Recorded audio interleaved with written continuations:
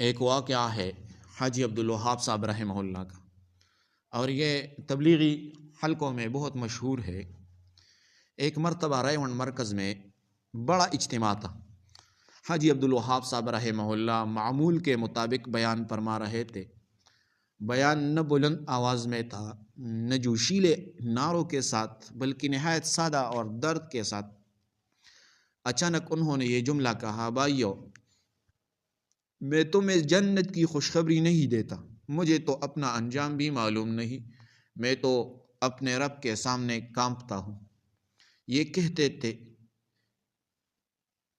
ان کی آواز بھر آئی، آنکھوں سے آنسو ٹپکنے لگے، اور پھر وہ زور زور سے رونے لگے۔ کچھ دیر تک وہ بول ہی نہ سکے۔ پورا مجمع ساکت ہو گیا۔ لوگ کہتے ہیں کہ ہزاروں آدمی زار و قطار رونے لگے۔ ایسا منظر تھا کہ ہر دل نرم ہو گیا۔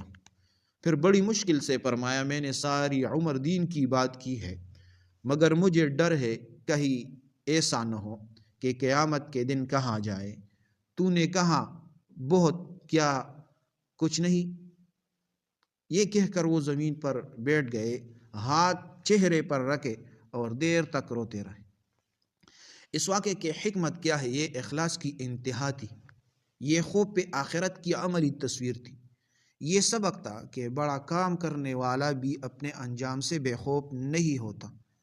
تو بھائیو، اپنے اعمال میں اخلاص پیدا کرو اور اس ایسے منصب پر غرور اور تکبر نہ کرو۔ حاجی عبدالوہاب صاحب رحمہ اللہ سے سیکھ لے۔ بہت بڑے منصب پر بیٹھے تھے، لیکن عاجزی انکساری حاجی صاحب کے دیکھ لیں کتنی عاجزی تھی۔ تو برائے مہربانی اس سے سبق حاصل کرے۔